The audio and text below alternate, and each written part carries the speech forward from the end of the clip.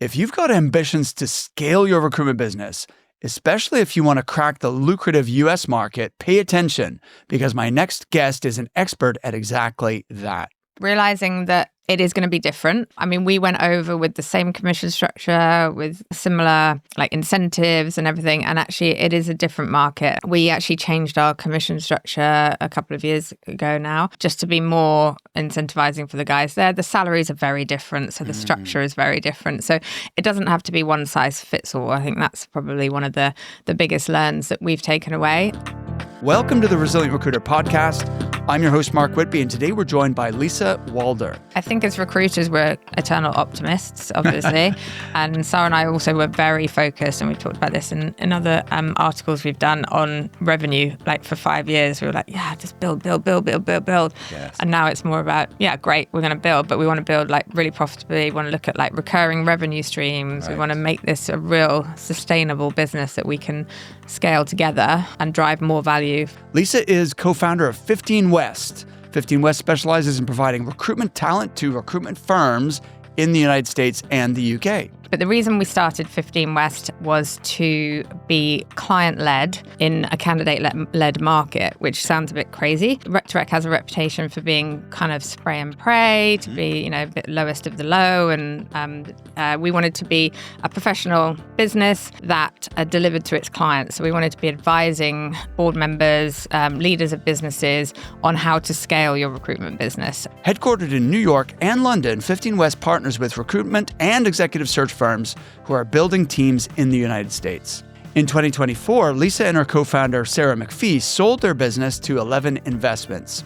The reasons that we were excited about them was because growing a recruitment business is hard work. Yes. First of all, we'd been through a pandemic. We'd probably had, of the 5 years that we've been trading, 3 of those were, COVID years. Yeah. So, we scaled a business to 17 people. We were, at its peak, really successfully. We were a profitable business. We'd never lost money. We'd created like a really good culture and we had some really good people in our business. But in order to take, we wanted more. So we wanted to take the business to the next level. Leading and scaling a business to exit within 5 years, Lisa and Sarah were the first leaders of a recruitment business to achieve this milestone.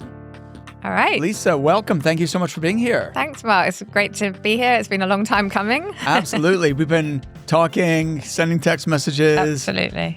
For at least a year, probably longer. We were trying to work out. Yep. So I'm glad we're finally doing face to face. Absolutely. So I'd love to hear your story of scaling a global recruitment business. And, you've got offices in the UK and the US, so that's super interesting. Yep. But also your perspective as a Rec2Rec company, you've got valuable insight in terms of for companies who want to scale, how to attract the best people, which ironically, and recruitment business owners tell me continuously that they struggle to recruit for themselves, right? Yeah. And so hence why they need you. It's a great lead-in. So that is the essence of why 15 West exists. So we were trying to solve a problem for our clients, which is recruitment. The biggest challenge a recruitment company has is hiring, great talent. Yeah. So we launched the business 5 years ago now, 5.5 years ago. We, Sarah and I, my co-founder, Sarah McPhee, we worked together at our previous Rec2Rec company. I was there for sort of 8 years, looked after Asia, the Middle East, and then launched our business in the USA. We decided to set up on our own in December 2019. We got our visas for the US, so that's the first thing we wanted to do was set up a boots on the ground office in the US. So a lot of our competitors were doing the US market from London at that time. We wanted to be in front of our clients, in front of our candidates. And be in the market that we were recruiting in. So, we got our visa in December 2019. We were, super excited, jumped on a plane in the February. Sarah was going to relocate to New York and run the business there. We found an office in Bryant Park. We got a lease on a flat, and we were like, "Yeah, this is amazing." Sarah relocated in March 2020, and 6 days later, we went into lockdown. So that was a great time to be alive. Wow. That's another story for another podcast. But the reason we started 15 West was to be client-led in a candidate-led market, which sounds a bit crazy. But we wanted to, Rec has a reputation for being kind of spray and pray, to be, a bit lowest of the low. And we wanted to be a professional business that delivered to its clients. So we wanted to be advising board members, leaders of businesses on how to scale your recruitment business, and be really partner with our clients. And actually, the COVID story is quite a good one, because we launched this business. We thought we were, we're going to hire 20 people and we were going to be like kings of the recruitment world. And actually, COVID made us stop and just go, actually, what do we want to be? And how do we go about it? And it allowed us to get closer to our clients as well, because we were, we really had to add value, because it was very hard to, no one was hiring recruiters at that time because everybody was at home. So we really had to partner up with our clients and be proper advisors to our clients. So actually, and it also, as a business owner, it made us focus on actually how are we going to scale our own recruitment business, because we were like, we'll just run to America and it'll be fine. And actually, it's probably not the best way to do it. So it gave us time to, we didn't even have a website in March 2020. We got together the website, the brand. We hired the first hire we made was an operational person. Okay.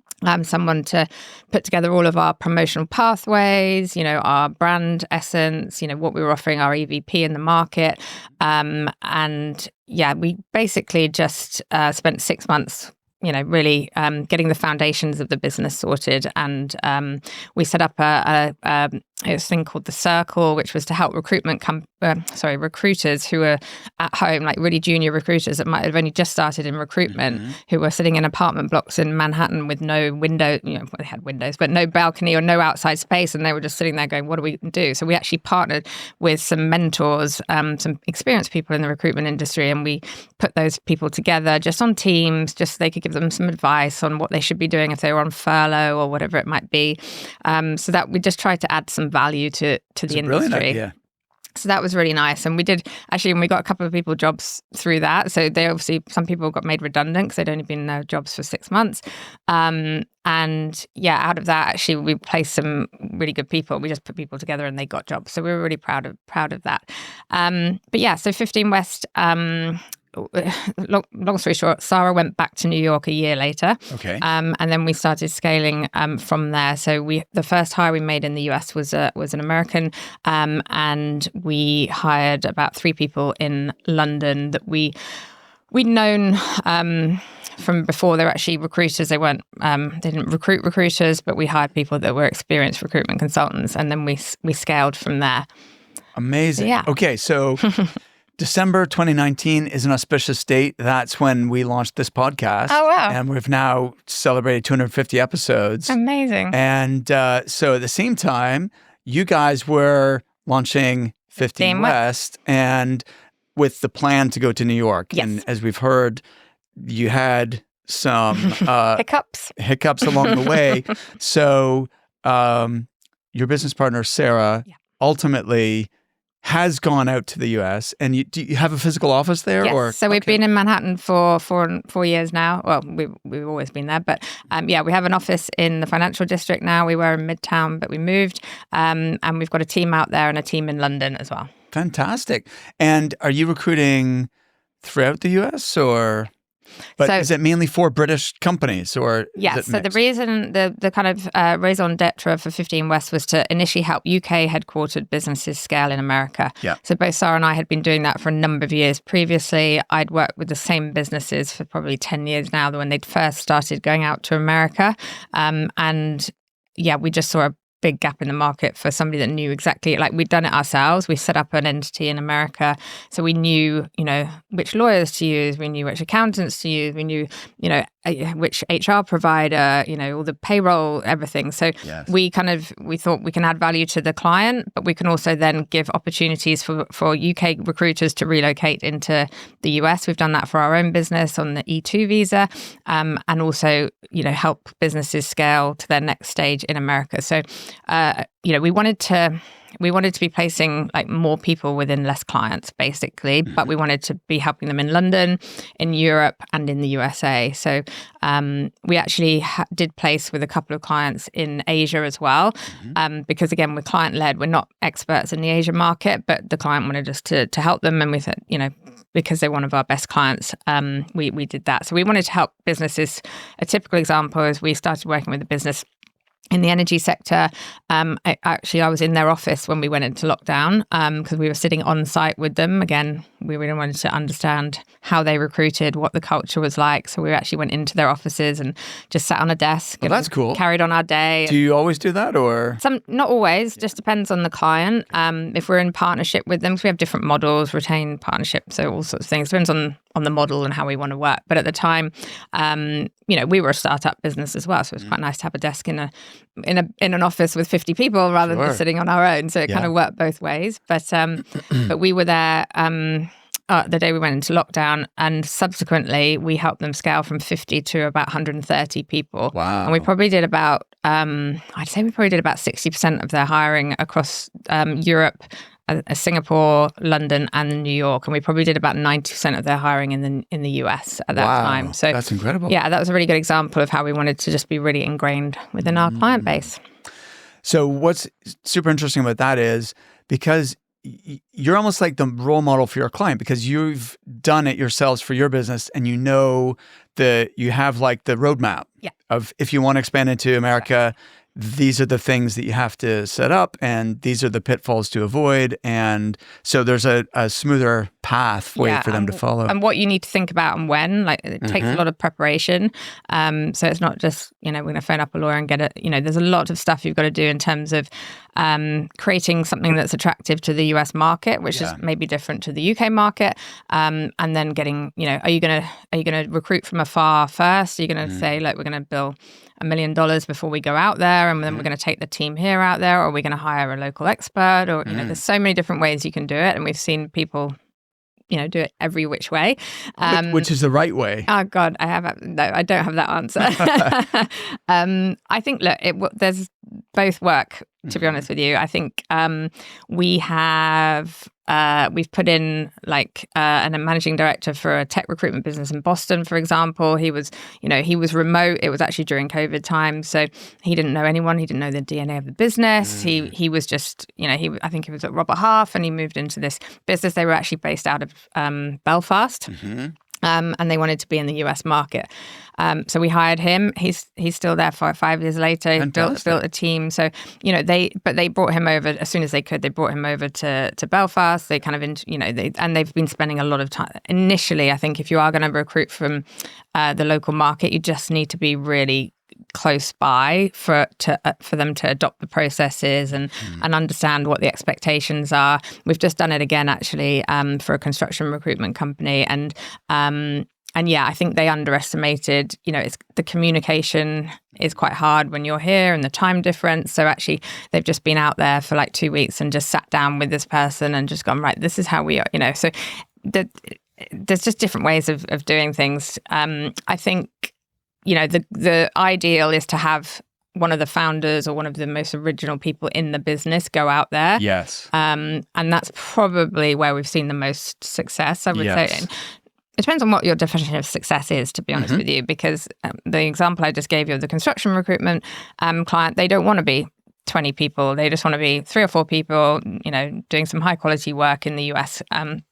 But then the client that has sent out one of the original employees, they're a 100-person business now in the UK. They sent out one of their founders, and they are absolutely they're incredible. There's about 15, they hired 15 people within a year.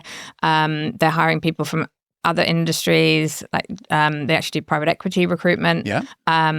So they took 2 or 3 people from the London office, and then they've hired locally, and they're taking finance recruiters who are billing $300,000 a year, and they're turning them into $1 million billers pretty much within 6 to 9 months because of the market that they're in.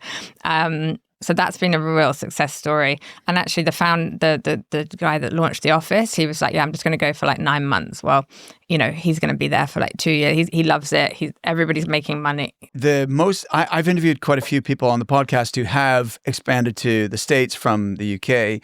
And that is the most successful formula I've seen, is that one of the founders or as senior employees been with the business for a while. So they're fully indoctrinated. They have the DNA of the business, ingrained in them. And then they take that successful formula to the US, and then that's the nucleus, and they build out and hire local talent from there rather than, and so all the systems, processes, the values, the DNA of the business is transplanted into fertile soil in the US. Yeah. Are there any other, so in your blueprint or your playbook for expanding in America, what are some of the other keys to success? I think realizing that it is going to be different. I mean, we went over with the same commission structure, with similar like incentives and everything, and actually it is a different market. And we actually changed our commission structure a couple of years ago now, just to be more incentivizing for the guys there. The salaries are very different, so the structure is very different. So it doesn't have to be one size fits all. I think that's probably one of the biggest learns that we've taken away. I think as a market, if you're a recruitment company who's maybe recruiting senior level work here, and it's a very different market in the US. It's much more transactional. And by that, I mean, the clients, it's all about delivery. Like here, you might go to a pitch and you'd be like, I've placed, all these CFOs at private equity firms, and, this is my track record and this is why you should retain me. In America, they don't really care about that. It's all about, have you got me a candidate? If you got me a candidate, great. And it's very like, they don't want to meet you face to face, which is strange if you're, because you think it's quite a, open culture and everyone's having meetings all the time.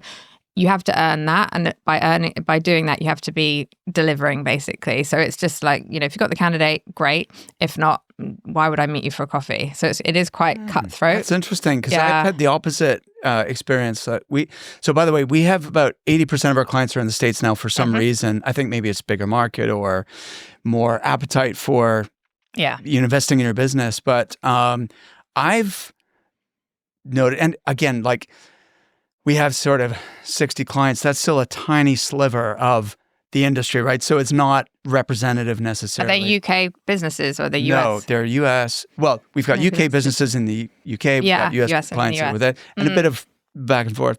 But I've observed anecdotally through my clients that there's people are more open, more willing to meet you, more appetite for, there's less barriers to doing business. I think that's true, but only once you've proven this. Maybe it's the English. Maybe they're just like, oh, these English people sending us, trying to get us meetings. Maybe it's just English. The UK businesses have to prove themselves quicker.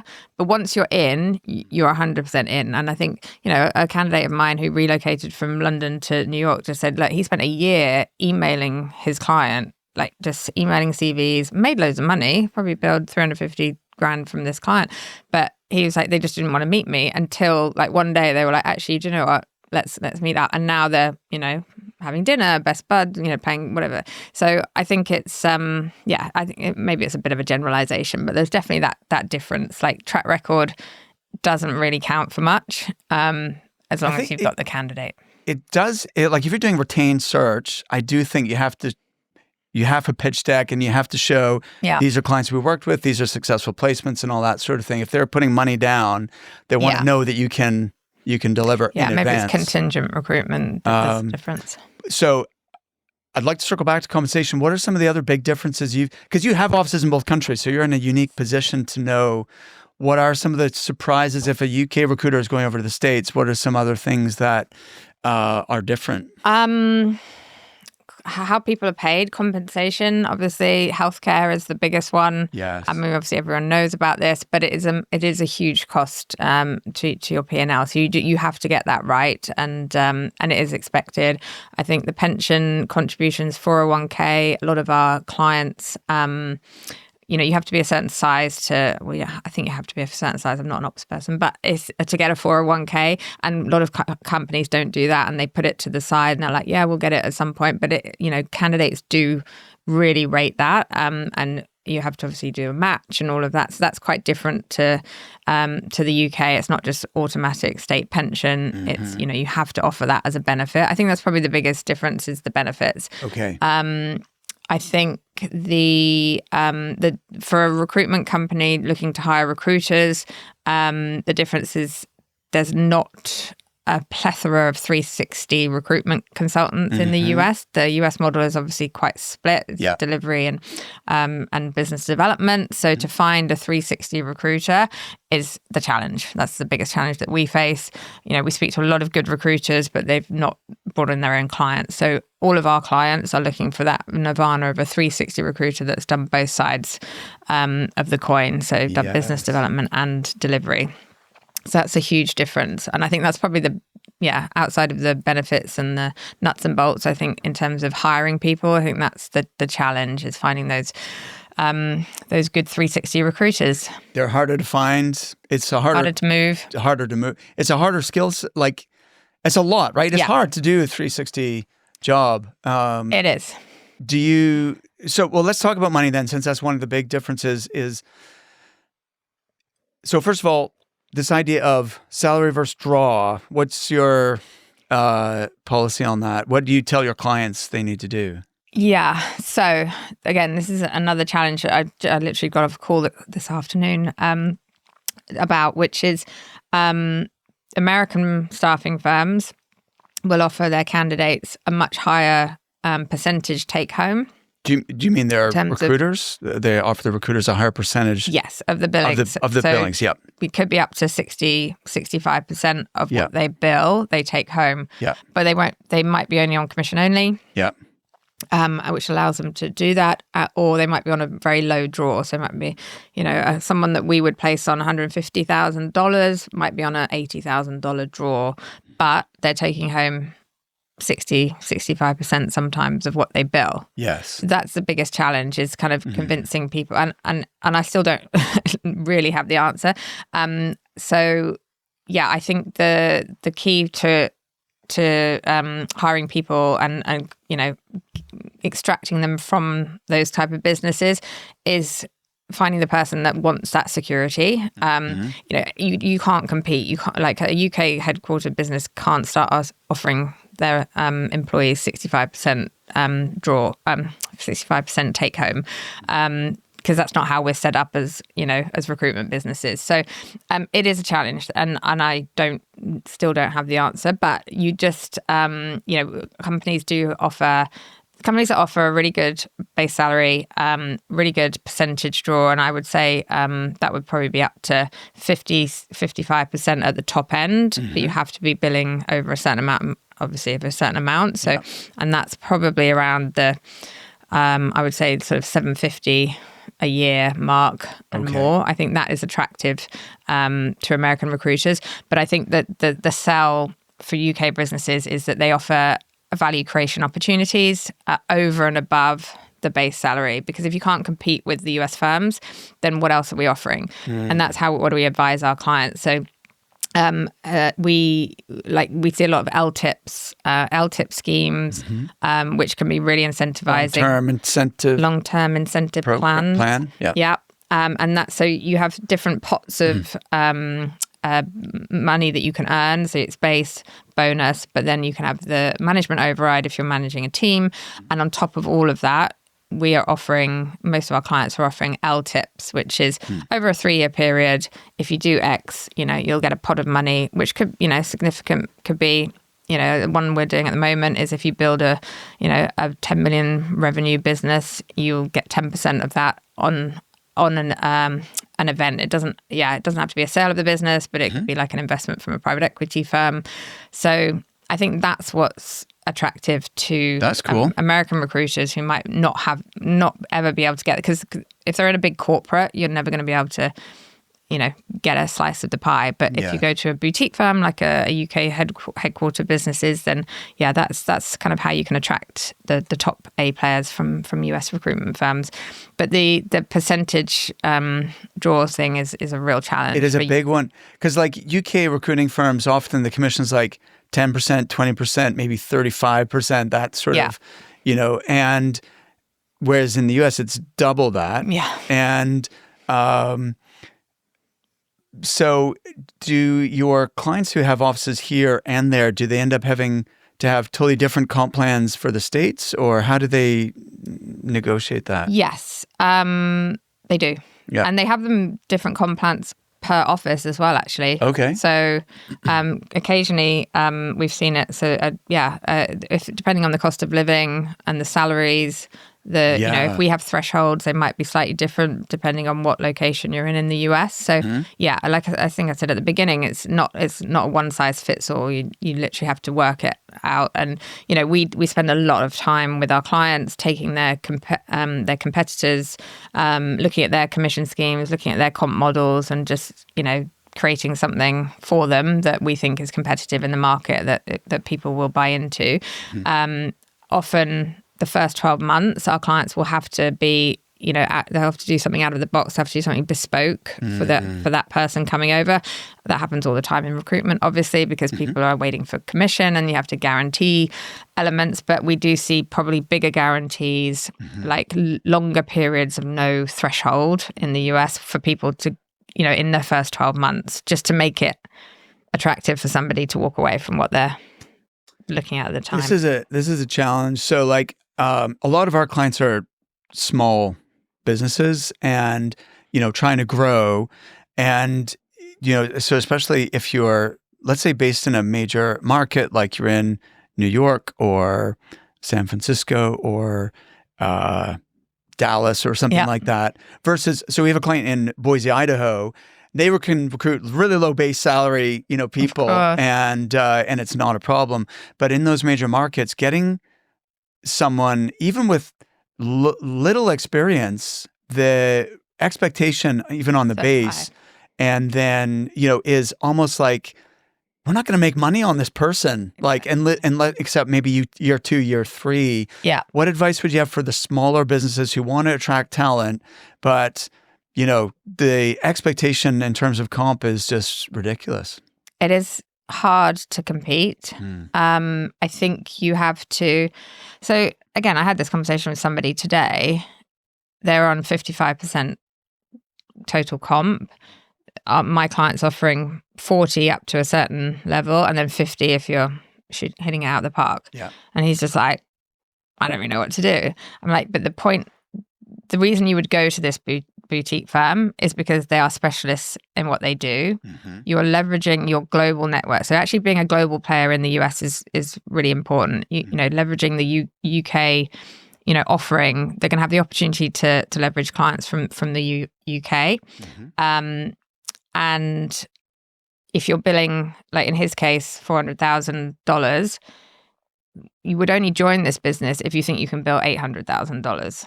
So you're earning 50% of a bigger number. Got it. It makes sense. So what you're saying in effect is you need to show them how they're going to be better off with you than they are currently. So and if it's not going to be on a percentage basis, it has to be on an absolute basis. Yeah. So we're going to make you more successful. You're going to earn more overall, even though the percentage is less. Exactly. Okay, that makes a lot of sense. And then there's other things, tech platforms, we're super tech enabled, we're going to make your life easier. It's going to be easier to earn your $500,000, your $600,000 because of these reasons. So having that to share with people.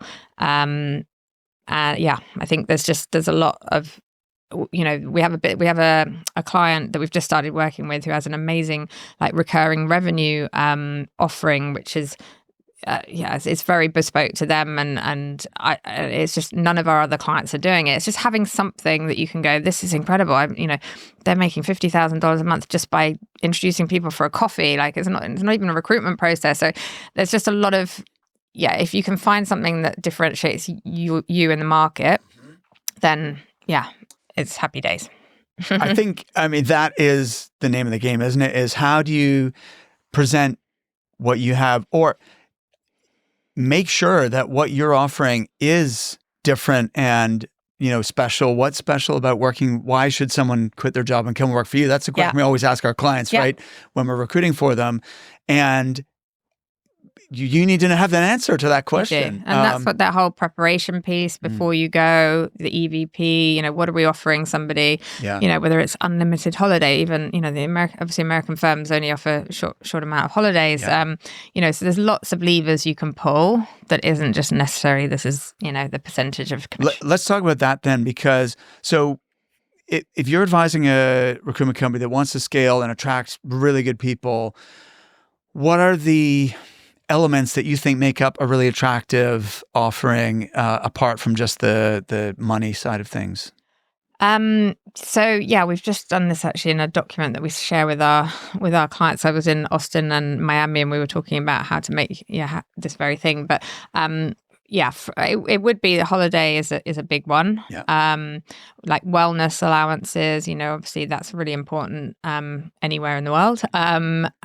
So like gym memberships and those sort of things, having good incentives. The obvious ones, but the lunch clubs, the opportunities for trips, abroad, and I think that is really exciting. Like we've hired Americans who we've offered to come over to the UK and spend 3 months in the London office. Like they are USPs that people are like, oh my God, that's amazing. Yeah. So it is important. It doesn't cost you too much money. And I think it's, giving that global mobility to people is attractive in the market. Other than that, it would just be the pension piece, the 401k that I've mentioned, and just a great office environment. I think office location is quite important, especially if we're just talking about Manhattan. We'll talk about other locations. I think I mentioned at the beginning, we don't just recruit in New York. We've recruited pretty much across the USA. But I think it's different by location. Actually, let's actually go with that, because like in Houston or in Austin, we've lost candidates because we wouldn't pay for, the client wouldn't pay for their parking, for example. Right. So different things are important to different people. Sure. In different locations. Yes. And who knew that parking was such a big thing in these big cities? So Okay.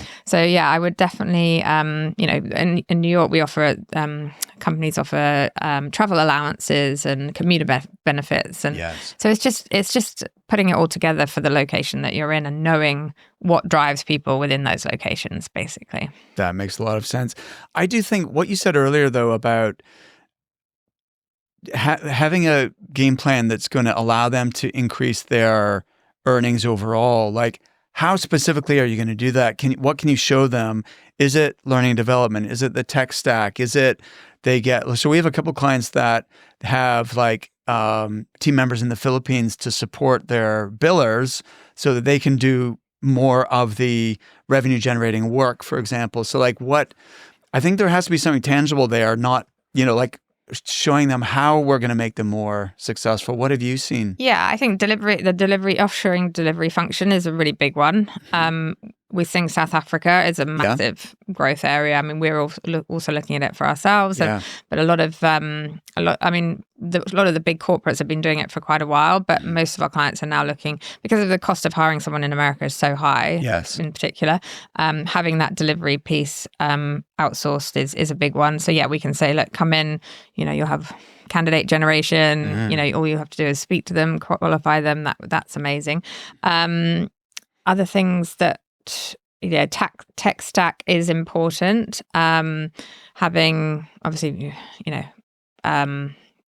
what's it called? All the Cognism and Zoom info, all the ways to find data phone numbers, sources, data sources, those things are expensive, but obviously are a given. LinkedIn Recruiter, that obviously is a given. But I think what else? I can't think of other things necessarily that's out of the ordinary. Just to make them successful. I think it's having a message. Like one of the most successful businesses that we've worked with, again, is go back to the beginning, is the energy and sustainability recruitment firm, and you're recruiting in a market that people are passionate about, and I think that's very, very important when you're coming to work every day, and that will suit certain people and not suit other people. But I think having a USP in terms of like we've like the narrative of the roles, that we're making a difference to the world. There's a lot of that, especially in life sciences as well, and just having that, having a really niche market that you're recruiting in, that you can become experts in and people can feel proud of. I think that's something that's underrated. That was really well said, Lisa. That's brilliant. I agree. I think more and more that's important to people, especially younger people, where, okay, yes, I want to make money. I also want to do something that I think is meaningful and is positive, like creating positive impact on the world, and so I can feel proud of what I'm doing. I do think that's key. You also mentioned like having USPs. Like I do think that doesn't cost anything. If you as a business, it's only going to benefit your business anyway, right? If you have clear, tangible differentiators, that's going to mean you win more clients, but also makes it easier for people to be successful in your firm. I think so. Yeah. So actually showing people how you really have those clear, tangible differentiators, that's going to make it easier for them to be successful. There was something else you said a second ago, which was, so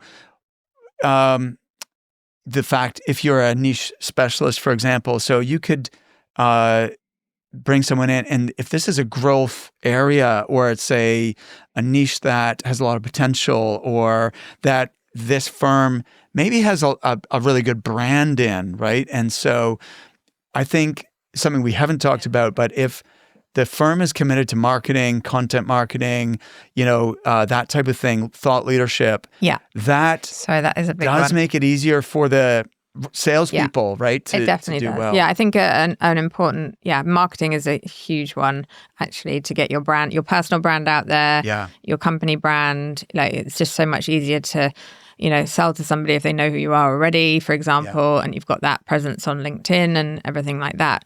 And within your niche, I think we recruited for a business that's set up in the US, and they were a tech recruiter, but their client base, they would only work with socially responsible businesses. So So they wouldn't work with a gaming company, for example, or a gambling company.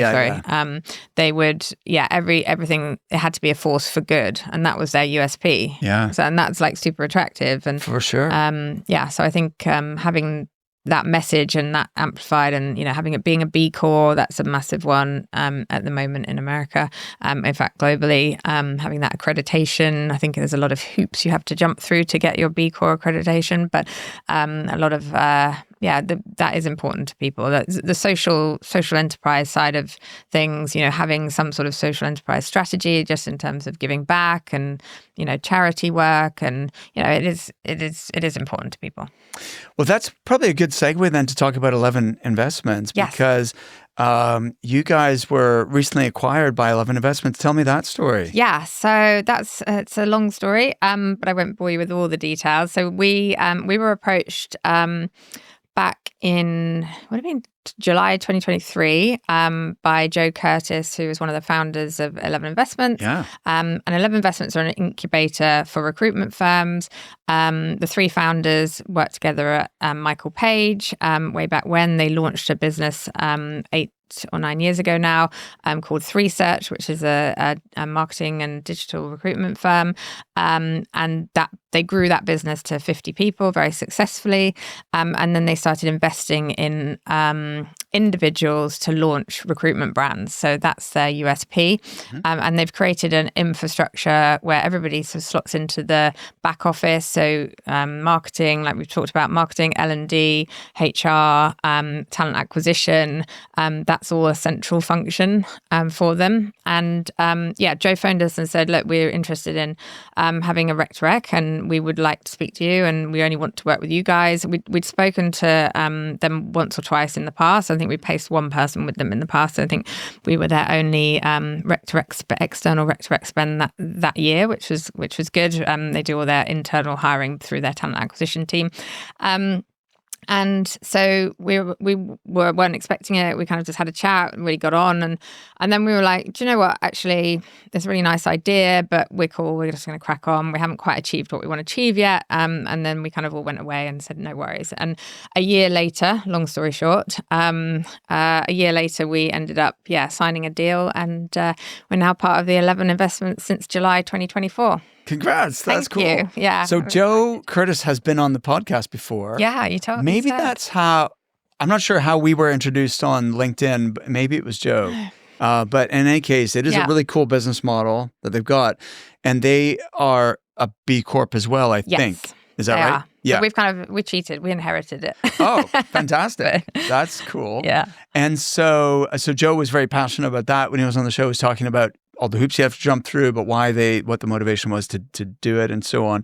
So how is this been a win-win, like this acquisition? I mean, I guess it makes sense for them because then they've got a built-in rec-to-rec to fuel further expansion. So, I think the reasons that we were excited about them was because Sarah and I, growing a recruitment business is hard work. Yes. First of all, we'd been through a pandemic. We'd probably had, of the 5 years that we'd been trading, 3 of those were, COVID years. Yeah. So, and Sarah and I had, we scaled a business to 17 people. We were, at its peak, really successfully. We were a profitable business. We'd never lost money. And we'd created like a really good culture and we had some really good people in our business. But in order to take, we wanted more. So we wanted to take the business to the next level. Sarah and I work so well together, but we also think very similarly. And it's great having a co-founder. And that's another whole nother podcast is, I think starting a recruitment business with a co-founder is like the secret sauce as well. But so we'd done well over 5 years, but we wanted to take it to the next level. And we were looking for a non-exec to come in and advise us because we'd never, again, we were kind of good at recruiting, but we'd never run a recruitment business before. So we wanted to be better. We wanted to help train our people better. We'd never had any internal L&D. We'd never done any marketing. We'd never done anything like that. So it'd all been organic. And we got to a stage where we were like, look, we want to do better for our employees. So we were going to have to hire marketing. We were going to have to get a new CRM. We were going to have to, start spending money on L&D and hiring more people. And so we were like, actually, we could do it on our own. But I think it would be more fun. And these guys seem to know what they're doing. Absolutely. So, let's do it together. And this was the first business that they've actually acquired. Everything else had been organically grown. And it's been 7 months now. We've been part of the business, which has been amazing. It's been a massive learning curve for all of us. I'm sure Joe won't mind me saying that. I think everyone underestimates, we're like, amazing, we've done this, we're part of 11 investments, we got into their offices. And then the kind of the real work starts because you have to integrate 2 big businesses basically. So it's been a lot of learns over the last 7 months. But the reason I think they were interested in us as well, obviously, is because of the US option. Yeah, of course. So they wanted to take 3Search into the US. We were there, we'd done it, we'd learned all the mistakes, and it was a really great way. It wasn't the only reason, but it was a really good way of them entering into the US market. So they are now, we obviously came into their office in London and they're in our office in New York. So that's cool. And it's great for our guys to have, because when you're, again, this is another learn is like creating a culture remotely when you're half your business is in one country and half is in the other. It's really hard work. So actually having a few more people obviously helps. And, we culturally, we all get on really well. And we think, we thought it would be, it's all gone, really well since then. You obviously are, this wasn't an exit where you sail away in the sunset. No, you're still very much involved in the business. What's that like as a founder and entrepreneur? And then you do the transaction, but then you that's not the end of the story. That's the beginning of a new chapter. So it's and a lot of people talk about this. It's a bit of an anticlimax, to be honest with you. Like, yay, we've achieved what we were going to do. And I think we are the first rec-to-rec company that's had an event, Okay. That's cool. It's what we wanted to do. Yeah. But then you kind of turn up on the Monday morning and it's like, oh, cool, we've just got to place recruiters Back to still work, and back to work, and we're just doing the same thing. So it's interesting, and I think we just cracked on really. We've just got our heads down. We're still working with the same clients. We're not there to actually recruit for any of the 11 investments companies. They have their own talent acquisition function. Gotcha. What we can do is take opportunities to them in terms of people to invest in. Oh, that's a good idea. That's an interesting angle. But no, I think from an entrepreneur point of view, like it's an adjustment, because Sarah and I are just very much used to like, yeah, let's do this, let's do that. And then suddenly we've got a third person in the marriage, basically. Yes. So it is an interesting dynamic, and we've got to think, oh yeah. This is exactly why we did it, so that we can make better decisions, and we can grow. And we've learned a huge amount, and it is just, our way is not always the best way, even though I hate to say it. And I think we are a better business because of it, and we have that third voice. We're lucky we've got 3 founders in 11 investments that we can, ask for advice on situations, get feedback on us as well, which was really helpful. Andy Sellers is very much focused on the US growth through 11 investments. So, our US team have, another voice as well over there. So yeah, it's, it's super early on. I think people underestimate, like I said at the beginning, how long it takes to integrate into a business. So I think it will be like a 12-month kind of process, and then when we all know what everybody's doing, and then we'll see the benefits. But like you say, we plugged into their marketing. We've got cool videos now and all the stuff that we'd never had before, so hopefully that's increasing everybody's personal brand. Absolutely. Their tech stack is incredible. That has been really, really transformational. They have an amazing L&D function. So Alex Gilbert, who's their guru, he's just been insane, and we've learned so much, just basic things on LinkedIn and stuff that I've been doing this for 13 years, and I was just like, my mind is blown by some of these things I never knew. It's just incredible. Cool. So yeah, it's been really, really good, really positive. What have been some of the aha moments of things you've learned by being part of a bigger business with access to advisors who are further along in the journey? Some of the aha moments. Good question. I think probably being really aware of the profitability of the business. Yeah, absolutely. And profitability of our consultants, and what the drivers of value really are. That's been really interesting. And things that we thought were giving us return on investment may not have been giving us return on investment, and maybe making decisions about where we spend money, what we do, what's going to give us our return has been a real learning curve, I think.